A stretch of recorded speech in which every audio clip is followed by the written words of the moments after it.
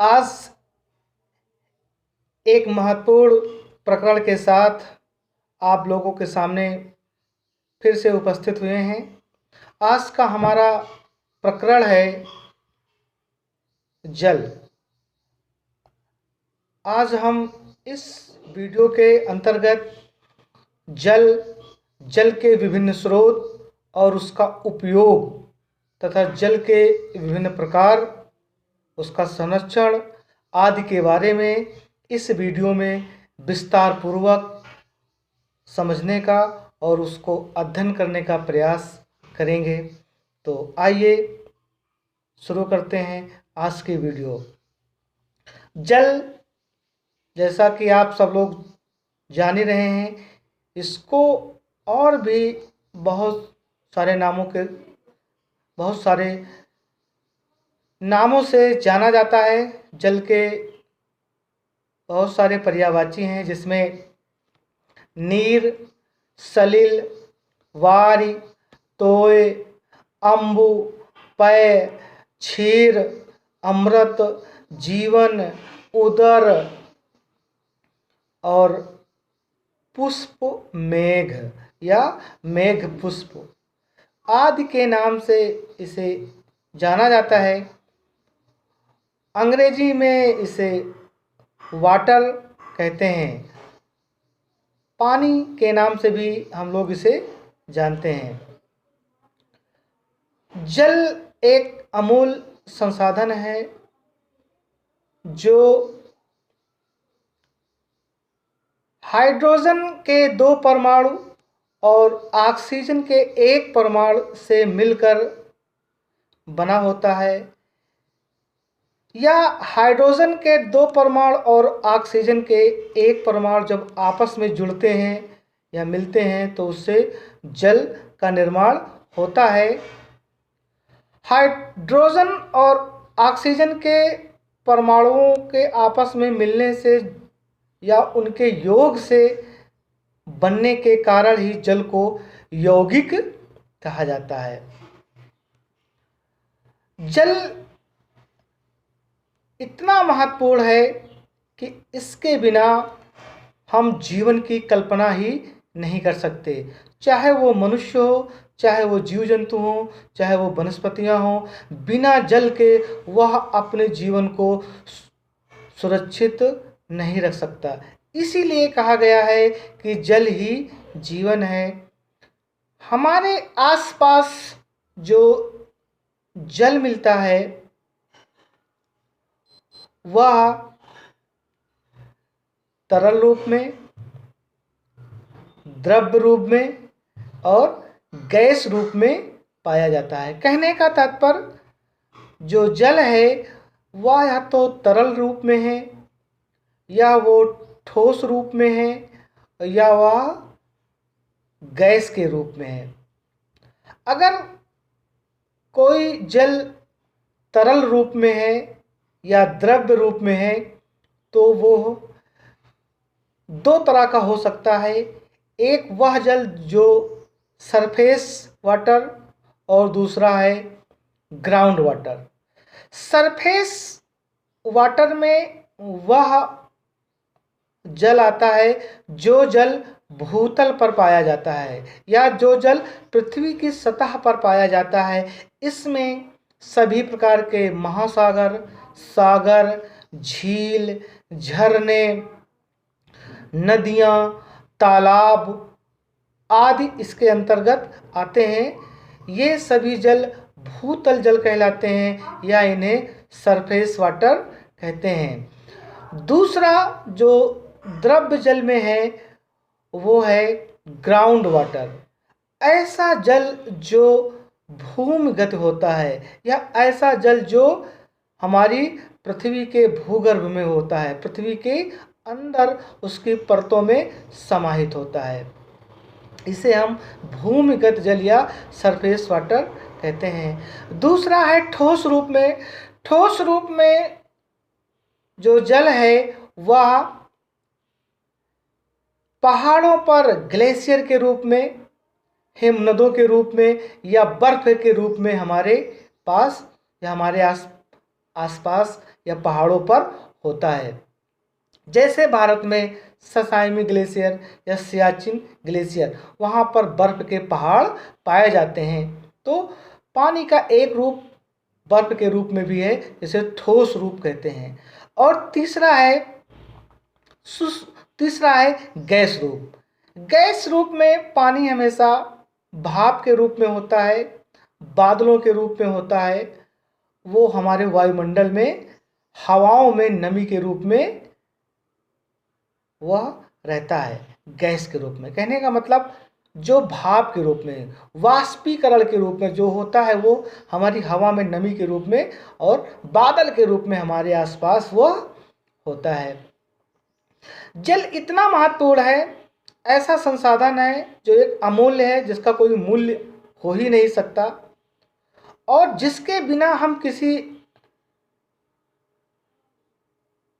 भी प्रकार का या किसी भी तरह के जीवन का निर्वहन करने में हम सक्षम नहीं हो सकते अगर हमारे पास जल नहीं है तो। इसीलिए जल को जीवन कहा जाता है। और उसकी उपयोगिता के लिए, उसका क्या महत्व है, उसकी महत्ता को बताने के लिए हमारे साहित्य में भी उसका वर्णन किया है कि रहमन पानी राखिए, बिन पानी सब सोन, और पानी गए न उबरे, मोती मानुष चून। कहने का तात्पर्य कि हम कोई ऐसा कार्य नहीं है जो बिना पानी के कर सकें। हमारे सभी कार्यों में मुझे पानी की आवश्यकता पड़ती है, मुझे जल की आवश्यकता पड़ती है। अब इसका जो रासायनिक सूत्र है, सभी लोग, आप लोग पहले से जानते भी होंगे, H2O। H का मतलब हाइड्रोजन और 2 का मतलब उसके 2 परमाणु और O का मतलब ऑक्सीजन। इस तरह हाइड्रोजन और ऑक्सीजन के मिलने से ही जल का निर्माण होता है। तो ये तो जल की बात हो गई है। अब हमारी पृथ्वी पर या हमारे धरातल पर जल के स्रोत क्या क्या हैं। जैसा कि आप सभी लोग जान रहे हैं कि पानी कई रूपों में हमारे आसपास उपलब्ध है। जो हमारी पृथ्वी पर जल के स्रोत हैं, उसमें महासागर, सागर, झील, झरने, नदियाँ, तालाब और भूमिगत जल तथा वायुमंडल में बादलों के रूप में,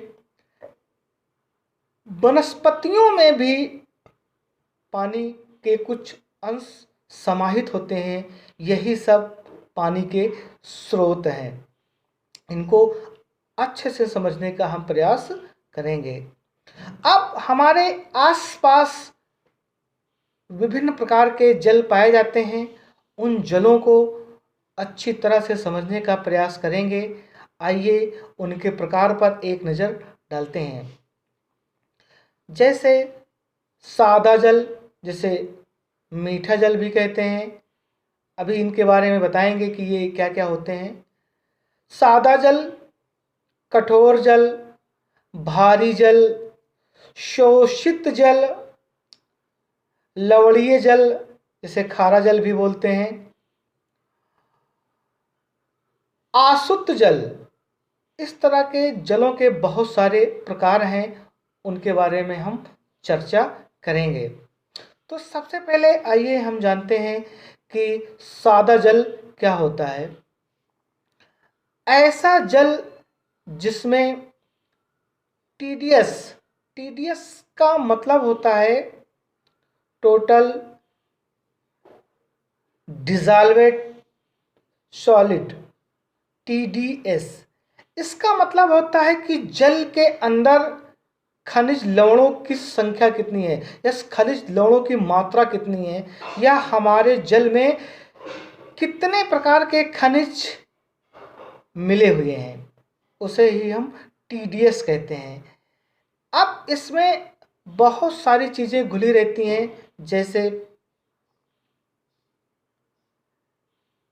calcium, sodium, potassium, magnesium, carbonate, bicarbonate और क्लोराइड, और ऐसे बहुत सारी चीज़ें हमारे जल में घुले रहते हैं। अब उस जल में हम देखते हैं कि उनकी मात्रा कितनी होती है, उसके बारे में चर्चा करेंगे। दूसरा, इसमें एक चीज़ और बता दें, जब जल में खनिज लवण कितने घुले होते हैं इसका हम अध्ययन करते हैं या इसका माप करते हैं तो उसको TDS में करते हैं, टोटल डिसॉल्वेड सॉलिड, उसके लिए प्रयोग करते हैं। और अगर जल की हम कठोरता नापते हैं या कठोरता ज्ञात करने का जब हम प्रयास करते हैं, उसका मापन करते हैं, तो कठोरता का मतलब होता है कि हमारे पानी में, हमारे जल में कैल्शियम और मैग्नीशियम की मात्रा कितनी है। पानी के पर टुकड़े या पर मिलियन टुकड़े में कैल्शियम और मैग्नीशियम की मात्रा कितनी है, जिसे ppm कहते हैं, पार्ट पर मिलियन। यानी पानी के पर मिलियन टुकड़े में कैल्शियम और मैग्नीशियम की मात्रा कितनी है, को ppm कहते हैं। तो TDS और ppm के बारे में आपको पता होना चाहिए। TDS में हम ज्ञात करते हैं कि हमारे जल में कौन कौन से खनिज तत्व मिले हुए हैं, और ppm में हम ये जानने का प्रयास करते हैं कि हमारे पानी की कठोरता कितनी है। आइए उसको विस्तार से समझने का प्रयास करते हैं। जब पानी का TDS 1000 से कम हो, जब उसमें खनिज लवण जो है वो 1000 मिलीग्राम पर लीटर से कम हो, तथा जो पानी की कठोरता है, यानी पानी में कैल्शियम और मैग्नीशियम की मात्रा 60 मिलीग्राम पर लीटर से कम होता है, तो ऐसे जल को हम सादा जल बोलते हैं या मीठा जल बोलते हैं। फिर से एक बार देखते हैं, ऐसे जल जिसमें TDS की मात्रा 1000 मिलीग्राम पर लीटर से कम हो, तथा उसमें जो जल की कठोरता है वो 60 ppm, यानी जल में कैल्शियम और मैग्नीशियम की जो मात्रा है वो 60 मिलीग्राम पर लीटर से कम हो। अगर जब इतना होता है TDS और ppm, तो वह जल सादा जल कहलाता है, मीठा जल कहलाता है। लेकिन अगर TDS 1000 से अधिक हो गया और कठोरता कैल्शियम और मैग्नीशियम की मात्रा पर 60 मिलीग्राम पर लीटर से अधिक हो गया, या TDS 1000 मिलीग्राम पर लीटर से अधिक हो गया, तो ऐसे जल को हम कठोर जल कहते हैं। तो आप लोगों को समझ में आया होगा कि सादा जल क्या है और कठोर जल क्या है। सादा जल का मतलब जिसमें TDS 1000 से कम हो और उसकी जो कठोरता है ppm है वो 60 से कम हो, तो वो सादा जल है या मीठा जल है। अगर TDS की मात्रा 1000 से अधिक है और ppm भी वो 60 मिलीग्राम से अधिक है, तो ऐसे जल को कठोर जल कहते हैं। अब सादा जल और कठोर जल में अंतर देख लीजिए। जो सादा जल होगा वह जल पीने के काम में आता है, उसमें कपड़े बहुत अच्छे से साफ होते हैं, उसकी पहचान है ये सब। उसमें साबुन में झाग बहुत अच्छा बनता है, उससे कपड़े बहुत साफ होते हैं। हमारी दाल बहुत अच्छी उसमें पक जाती है, और ऐसे पानी से नहाने से हमारा शरीर मुलायम होता है, हमारी त्वचा सॉफ्ट रहती है। जबकि कठोर जल से, अगर हम कठोर जल का उपयोग करते हैं, जैसे कठोर जल का उपयोग करते हैं, तो कठोर जल की सबसे बड़ी पहचान है कि साबुन का झाग उसमें नहीं बनता, और अगर साबुन का झाग नहीं बनेगा तो हमारे कपड़े भी साफ नहीं होते।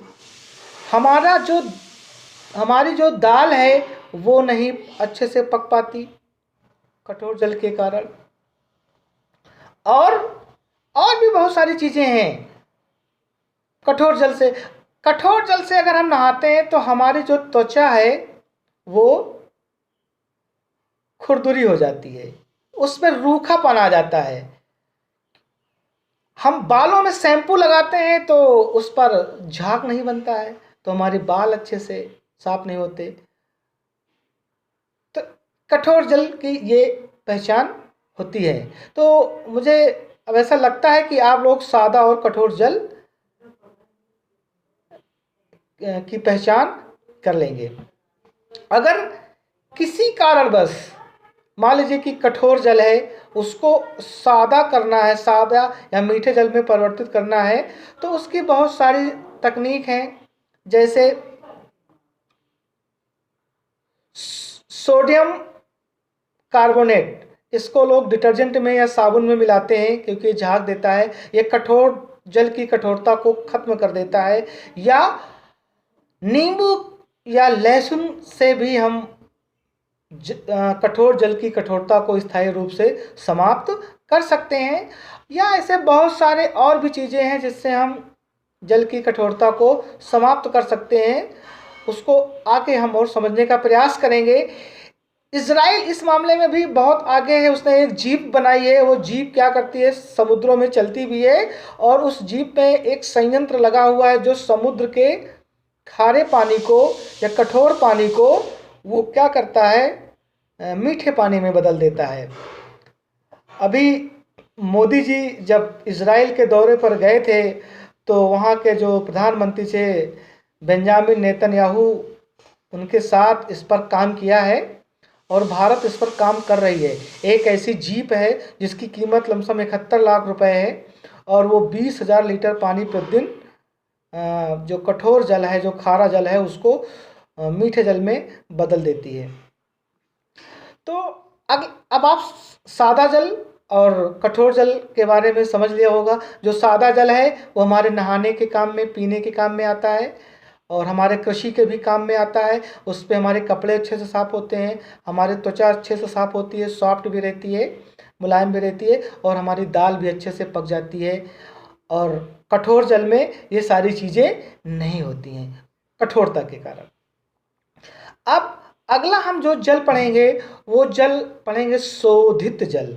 ऐसा जल या ऐसे जल को शोधित जल कहा जाता है जो जल मशीनों के द्वारा जिसको शुद्ध किया जाता हो, मतलब उसमें जो अशुद्धियां हैं उसको मशीनों के द्वारा उसको हटा दिया जाता है।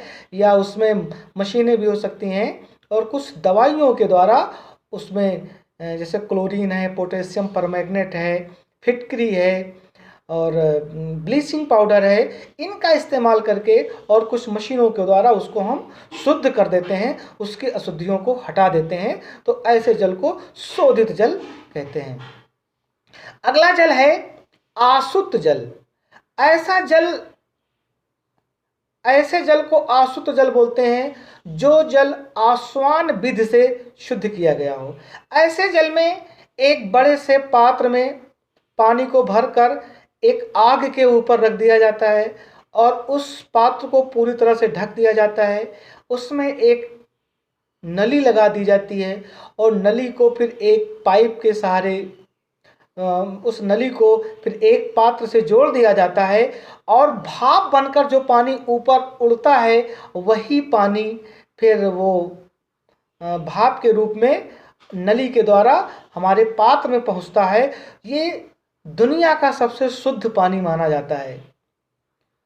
इस पानी का उपयोग हम औषधियों में, इंजेक्शन में, बहुत सारे दवाइयों में, और कार और ट्रक के बैटरियों में भी इस पानी का हम प्रयोग करते हैं। कोल्ड ड्रिंक, शराब, इन सब में भी इसका हम प्रयोग करते हैं। ये सबसे शुद्ध पानी माना जाता है। जो आसुत जल है सबसे शुद्ध पानी माना जाता है, और इसको जो शुद्ध करने की विधि है उसको हम आसवान विधि कहते हैं।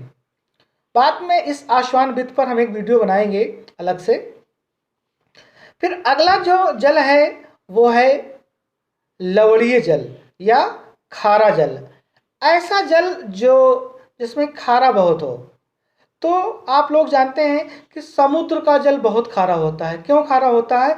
क्योंकि उसमें सोडियम क्लोराइड की मात्रा बहुत अधिक होती है। क्लोराइड सोडियम क्लोराइड की मात्रा के कारण ही समुद्र का जो जल होता है वो बहुत खारा होता है। अब एक और जल है जिसके बारे में हम पढ़ेंगे, उसको बोलते हैं भारी जल। भारी जल का प्रयोग सामान्यतः तो हम दैनिक जीवन में नहीं करते हैं, लेकिन उसका प्रयोग हम व्यवसाय में करते हैं। जो भारी जल होता है उसमें D2O होता है, 99% उसमें DT होता है, ड्यूटेरियम और ऑक्साइड के मिलने से बनता है।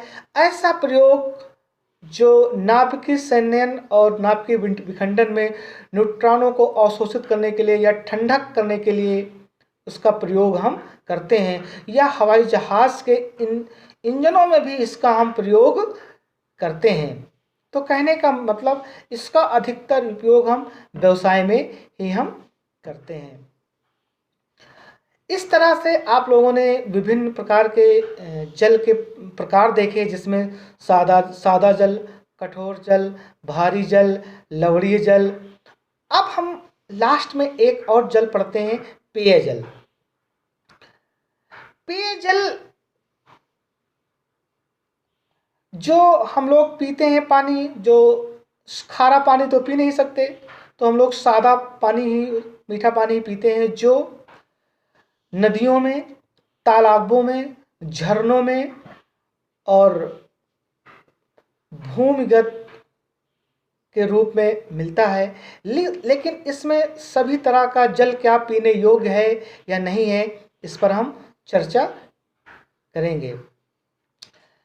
जितने भी पानी के स्रोत हैं, जैसे मान लीजिए एक आपके घर में कोई नल लगा है, उस नल से अगर कोई पानी निकल रहा है तो उसको हम पीते तो हैं, लेकिन कोई ज़रूरी नहीं है कि उस पानी में सभी प्रकार के खनिज हों।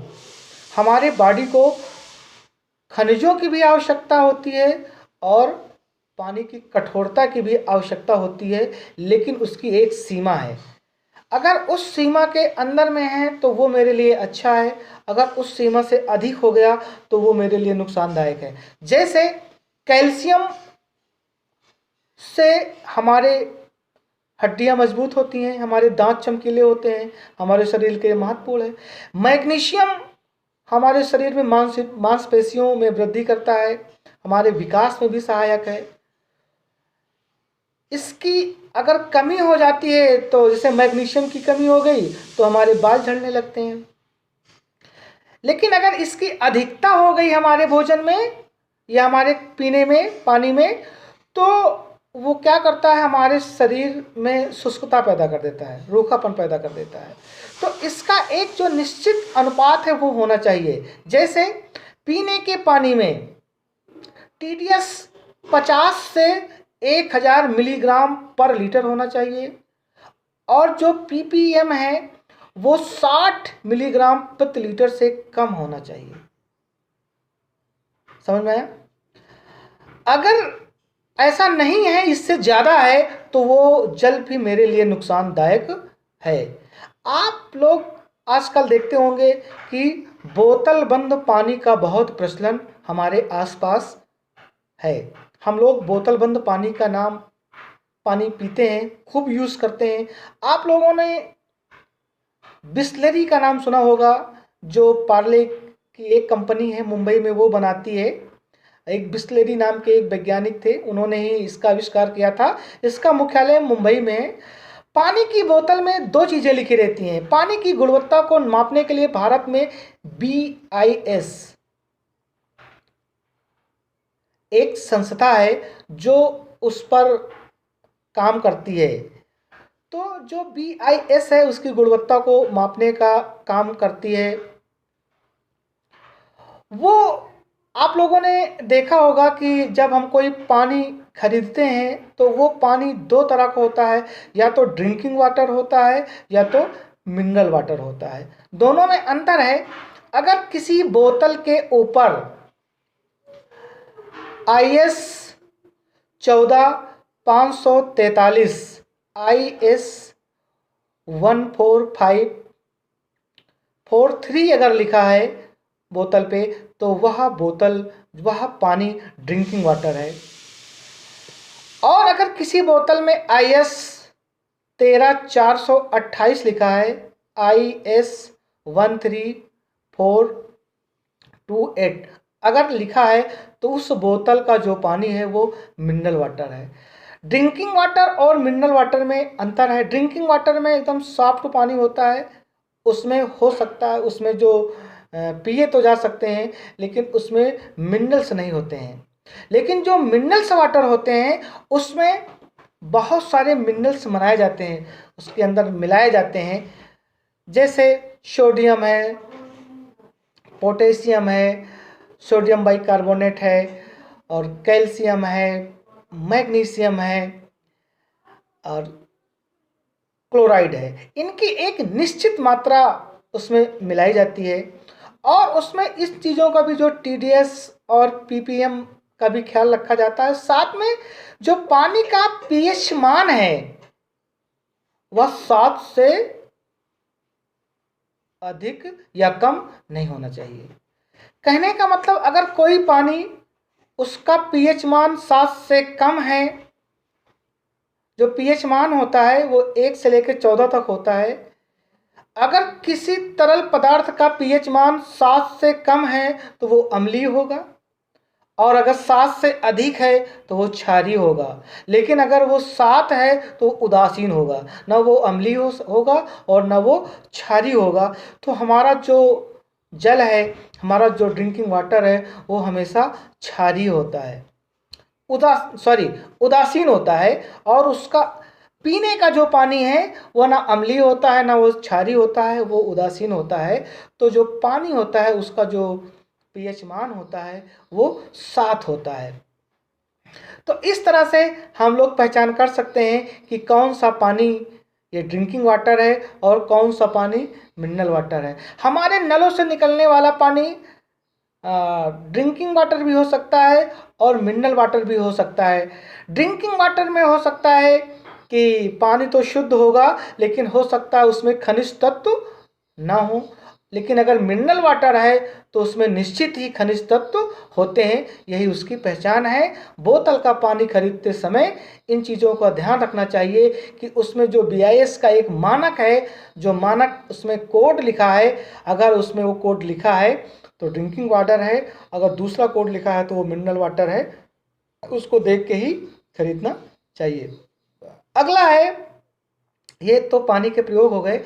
अब हम पानी का, ये जो पानी के प्रकार हैं, उसके बाद हम लास्ट में जल का हम उपयोग के बारे में पढ़ने का प्रयास करेंगे, समझने का प्रयास करेंगे।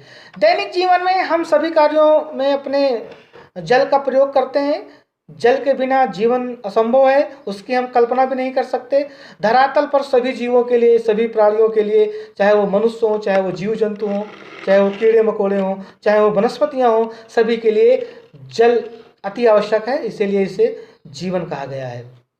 अब इसका उपयोग सबसे पहले हम घरेलू उपयोग में देखते हैं। हम घरेलू उपयोग में, जैसे पीने के लिए, खाना बनाने के लिए, नहाने के लिए, कपड़े धोने के लिए, हम अपने इन घरों में इसका प्रयोग करते हैं। दूसरा, कृषि के क्षेत्र में पानी का सबसे अधिक उपयोग कृषि के क्षेत्र में किया जाता है। फसलों की सिंचाई के लिए बिना पानी के संभव नहीं है, और पानी ही है जो राजस्थान के मरुस्थल को आज मरुभूमि में बदल दिया है। भाखड़ा नंगल डैम बना के उसमें एक गोविंद सागर जलाशय बनाया गया, उसमें से एक इंदिरा गांधी नहर निकाली गई, जो हिमाचल प्रदेश, पंजाब, हरियाणा और राजस्थान के बहुत सारे हिस्सों में खेती के काम में आ रहा है। यहाँ तक कि राजस्थान के मरुस्थल को वहाँ हरा भरा बनाने में जल ने महत्वपूर्ण भूमिका निभाई है, जिसमें इंदिरा गांधी नहर का महत्वपूर्ण योगदान है। तो कृषि के क्षेत्र में भी ये बहुत महत्वपूर्ण भूमिका अदा करता है। बहुत सारी जलीय कृषि भी हम करते हैं, वहाँ पर भी हम पानी का खूब उपयोग करते हैं, जैसे मछली पालना, मछली पालना भी कृषि के अंतर्गत आता है। और भी ऐसे बहुत सारे जलीय कृषि हम करते हैं, जैसे सिंघाड़े का उत्पादन करना, चेस्टनट सिंघाड़ा, उसका उत्पादन भी हम पानी में ही करते हैं। उसके बाद बहुत सारे और चीज़ें हैं, जैसे कमल डंडी, कसेरुआ और कोकाबेरी आदि जैसे उत्पाद भी हम जलों से ही प्राप्त करते हैं। इसलिए कृषि के क्षेत्र में जल बहुत ही महत्वपूर्ण है। इसके बिना खेती करना पूरी तरह से असंभव है। अगला है उद्योग में। हम विभिन्न प्रकार के उद्योग में जितना भी निर्माण का काम करते हैं, उन सभी निर्माणों में हम जल का खूब उपयोग करते हैं। जैसे चाहे वो चमड़ा उद्योग हो, चाहे वो कोयला उद्योग हो, चाहे वो कहने का मतलब कोई बिल्डिंग का निर्माण हो, चाहे वो कपड़ा उद्योग हो, उसमें रंगाई छपाई और धुलाई में पानी का हम खूब इस्तेमाल करते हैं। चाहे कोई रसायन बनाना हो, उसमें चाहे हमें कोई अम्ल या क्षार बनाना हो, इन सभी चीज़ों में हम जल का खूब उपयोग करते हैं। तो कहने का तात्पर्य कि उद्योगों के अंतर्गत भी हम जल का खूब उपयोग करते हैं। अगला है मनोरंजन। मनोरंजन के क्षेत्र में भी हम जल का खूब उपयोग करते हैं। आजकल देखा होगा कि शहरों में वाटर पार्क बनाए जाते हैं। उस वाटर पार्क में पानी की आवश्यकता पड़ती है। नौकायान और राफ्टिंग, नौका दौड़ आजकल बच्चों के शौक़ होते हैं, लोगों के शौक़ होते हैं। और जो पर्यटन स्थल होते हैं, वहाँ पर इन सब चीज़ों का विशेष ध्यान दिया जाता है कि वहाँ पर ऐसे पॉइंट बनाए जाते हैं जो लोगों को अपनी ओर आकर्षित करते हैं। इसलिए पर्यटन के क्षेत्र में भी जल का उपयोग हम खूब करते हैं। अगला है, लोग अपने घरों में, और देखा होगा आप लोगों ने, एक एक्वेरियम बनाते हैं। एक्वेरियम जानते हैं आप लोग? एक्वेरियम का मतलब जो लोग अपने घरों में एक कांच के बर्तन में मछली पालते हैं, मछली का पालन करते हैं शौक के लिए। हालांकि उस एक्वेरियम में जो पानी डाला जाता है, वो पानी पूरी तरह से शुद्ध होता है, अशुद्ध जल होता है, लेकिन वो पारिस्थितिकी के लिए महत्वपूर्ण नहीं होता, क्योंकि उसमें पोषक तत्व नहीं होते हैं। और ऐसे जल में, एक्वेरियम में, पानी तो शुद्ध होता है और बहुत सारी जो मछलियों की प्रजातियां हैं वो शुद्ध जल में ही रहती हैं, लेकिन उसमें उनको खाने के लिए कुछ पोषक अलग से डाला जाता है, जिसमें उनको संरक्षित किया जा सके।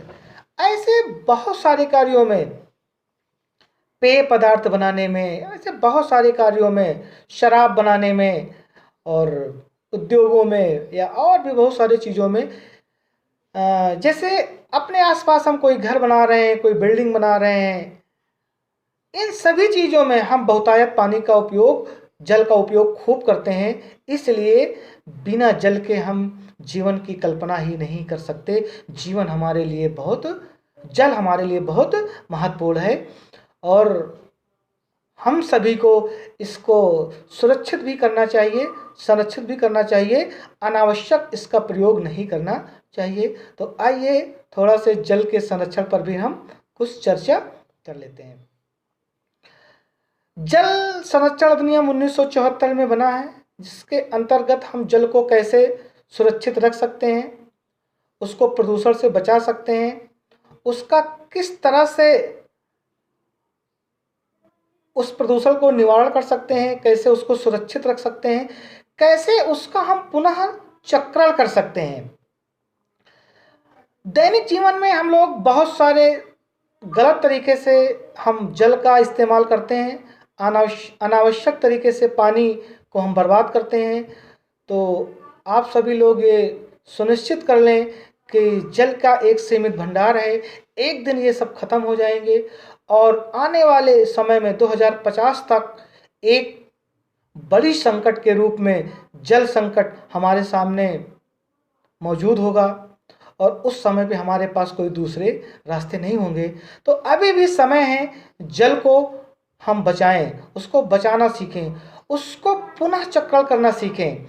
तो अपने आसपास हम जलों को व्यर्थ ना बहाएं, जितना ज़रूरत हो उतना ही हम उसका प्रयोग करें। जो हमारे घरों में अनावश्यक टोटियाँ बहती रहती हैं, समरसेबल चलते रहते हैं, जो अनावश्यक तरीके से पानी बहता है उसको बहने से रोकें, जितनी ज़रूरत हो उतनी ही चलाएं। और साथ में जहाँ पर भी हम पानी का उपयोग करते हैं उसके आसपास कुछ ऐसे गड्ढे फिल्टर्ड बनाने चाहिए जिससे हमारा जो पानी है वो ज़मीन के अंदर चला जाए और रिचार्ज हो जाए। जो हमारा भूमिगत जल है वो रिचार्ज हो जाए, उसमें समाहित हो जाए, ताकि उसका पुनः चक्रण में हम फिर इस्तेमाल कर सकें। जैसे वर्षा के दिनों में आप लोग अपने छतों पर पानी को रोक करके फिर उसको किसी पाइप के सहारे भूमि के अंदर हम ले जा सकते हैं, वहाँ उसको हम सुरक्षित कर सकते हैं। उससे क्या होगा, हमारी भूमि का जो जल स्तर है वो बना रहेगा और उसको हम फिर से वापस अपने उपयोग में ला सकते हैं। चक्रण में क्या होता है, जो पानी क्या करता है, जो वर्षा के रूप में पानी हमारे ज़मीन पर गिरता है वह नदियों के माध्यम से फिर वो पानी सागरों तक ढाल के माध्यम से और गुरुत्वाकर्षण शक्ति के माध्यम से वो सागरों तक पहुंच जाता है। भूमिगत में या गुरुत्वाकर्षण के कारण वो भूमि के अंदर अवशोषित कर लिया जाता है, नीचे चला जाता है। फिर वो भी पानी नीचे इकट्ठा रहता है, उसको हम ट्यूबवेल या समरसेबुल या कुएं खोद के उस पानी को हम उपयोग में लाते हैं। फिर वो सारे पानी जब सागर में पहुंचते हैं नदियों के माध्यम से, तो समुद्रों में वाष्पीकरण के द्वारा फिर वो पानी फिर से हमारे वायुमंडल में पहुंच जाता है हवाओं के माध्यम से, और वो फिर संघनन की क्रिया होती है, बादल बनते हैं और वो फिर पानी हमारे पृथ्वी पर आता है। फिर उसको हम खाने पीने में उपयोग करते हैं। वर्षा का जल भी बहुत शुद्ध होता है, वर्षा का जल भी बहुत शुद्ध होता है। लेकिन जब वर्षा का जल चट्टानों से और मैदानों से मिलता है तो उसमें बहुत सारे खनिज उसमें समाहित हो जाते हैं। लेकिन जब हमारे वायुमंडल में, हमारे पर्यावरण में बहुत सारी गंदगी होती है, जैसे सल्फर डाइऑक्साइड या नाइट्रस ऑक्साइड की मात्रा बहुत ज़्यादा बढ़ जाती है, तो जब वर्षा का जल सल्फर डाइऑक्साइड से जब मिलता है तो वह जल सल्फ्यूरिक अम्ल में बदल जाता है, और नाइट्रस ऑक्साइड के संपर्क में जब जल आता है तो वो नाइट्रस अम्ल में उसको बदल देता है। यानी सल्फर डाइऑक्साइड पानी के संपर्क में आता है तो सल्फ्यूरिक अम्ल में बदल देता है, और नाइट्रस ऑक्साइड के संपर्क में जब जल आता है तो वो जल को नाइट्रस अम्ल में बदल देता है और दोनों जल अम्लीय हो जाते हैं। अगर ये जल किसी तालाब में या झील में जब पहुंचते हैं तो वहाँ के जल को अम्लीय बना देते हैं, और उसमें जो मछलियाँ वगैरह होती हैं वो उससे, या जो और हमारे पानी में जो और जीव होते हैं वो मरने लगते हैं। तो ये सारी चीज़ें प्रदूषण से भी होती हैं। तो हमें अपने पर्यावरण में सल्फर डाइऑक्साइड और नाइट्रस ऑक्साइड को जाने से भी रोकना चाहिए और जल का चक्रण करना चाहिए। समुद्र में जो भूमध्य रेखा है, भूमध्य रेखा के आसपास क्योंकि दिन और रात बराबर होते हैं, वहाँ पर जो 0 अंश अक्षांश रेखा है, जिसे हम विषुवत रेखा या भूमध्य रेखा या इक्वेटर कहते हैं, उसके पास साल के 12 महीने दिन और रात बराबर होते हैं। वहाँ पर 12 घंटे के दिन और 12 घंटे की रातें होती हैं। सूर्य का प्रकाश वहाँ एकदम सीधे चमकता है, और सीधे चमकने के कारण वहाँ पर बहुत गर्मी पड़ती है, और गर्मी पड़ने के कारण ही वहाँ पर समुद्रों का जो पानी होता है बहुत तेज़ी से वाष्पीकरण होकर ऊपर जाता है, और फिर वो बादल बनता है और वर्षा में सहायक होते हैं। इसी तरह पानी का चक्रण होता रहता है, और सबसे अधिक जो खारा है वो भूमध्य रेखा के आसपास के समुद्रों में इसीलिए पाया जाता है क्योंकि वहाँ पर अधिक उष्मा के कारण, अधिक सूर्य के प्रकाश के कारण वहाँ पर जो पानी का भाप बन के उड़ जाता है और उन सागरों में नमक नमक शेष बचता है, इसलिए वहाँ का जल और भी खारा हो जाता है। उसी तरह ये वाष्पीकरण होता है, ये मतलब जल का चक्र है कि कैसे एक दूसरे माध्यम से जल पहुँचता है। जैसे वाष्पीकरण में एक चीज़ और देख लीजिए, जैसे हम लोग कपड़े अपने धोते हैं तो हमारे कपड़े सूख जाते हैं। तो पानी जाता क्या है, जब हम उसको धूप में फैलाते हैं तो उस पानी को जो हवा है अपने आप में अवशोषित कर लेती है और वो भी पानी क्या बनती है, बादल बन जाता है। उसी तरह हमारे जो हरे हरे पेड़ पौधे होते हैं, उनकी जो पत्तियां होती हैं, क्लोरोफिल के कारण ही पेड़ पौधों की जो पत्तियां वो हरी दिखती हैं, वो उनसे भी वाष्पीकरण होता है। जो पानी इसमें हरी पत्तियों में उसका जो पानी रहता है उससे भी वाष्पीकरण होता है और ये सब बादल बनते हैं। हमारी धरती पर जो झरने, नदियाँ, सागर और तालाब में भी जो पानी होता है, ये भी सब भी पानी वाष्प बन के उड़ जाता है और बादल बन जाता है और फिर वो बरसता है, फिर ज़मीन पर आता है और कुछ वाष्पीकरण होकर चला जाता है, कुछ भूमि के अंदर चला जाता है, कुछ सागर महासागर में चला जाता है, कुछ नदियाँ और तालाबों में चला जाता है। इस तरह फिर से उसका अवशोषण होता है, वाष्पीकरण होता है और फिर से वर्षा के रूप में। तो ये चक्र का इस चक्र का, इस जल का चक्रण होना बहुत ज़रूरी है। अगर इसका चक्रण नहीं होगा तो हमारा पर्यावरण असंतुलित हो जाएगा, हमारे आसपास पानी की कमी हो जाएगी। अभी एक आंकड़े अभी हमारे देश के बहुत सारे ऐसे क्षेत्र हैं जहाँ पर पानी की बहुत समस्या है। जैसे राजस्थान का पूरा मरुस्थल है, पूरा पश्चिमी राजस्थान, उसमें कुछ गुजरात के भी कुछ हिस्से हैं, कुछ पंजाब का भी कुछ हिस्सा है जहाँ पर स्थिति बहुत अच्छी नहीं है, वहाँ सब मरुस्थल है, पानी के स्रोत नहीं है। उसी तरह महाराष्ट्र में लातूर का भी क्षेत्र, वहाँ पर भी पानी की बहुत समस्या है। तो प्लीज़ आप सभी लोगों से यही कहना है कि जीवन के लिए पानी जितना आवश्यक है, बहुत ही आवश्यक है, उसके बिना हम जीवन की कल्पना नहीं कर सकते। लेकिन विवेकपूर्ण तरीके से हमें अपने जल को संरक्षित भी करना चाहिए, ये भी बहुत महत्वपूर्ण है। अगर हम जल को बचाएंगे नहीं तो आने वाले समय में एक बहुत बड़ी समस्या के हम शिकार हो जाएंगे। जल संकट हमारे सामने एक बड़ी समस्या के रूप में होगा और इसी तरह से अगर व्यर्थ तरीके से अगर हम पानी को फेंकते रहे, जल को बर्बाद करते रहे, तो अपनी आने वाली पीढ़ी को हम एक नई मुसीबत में डालने का काम करेंगे। इसीलिए हम सभी लोग जल को संरक्षित, उसको सुरक्षित करने का भी कार्य करें। आज की वीडियो में बस इतना ही। जय हिंद।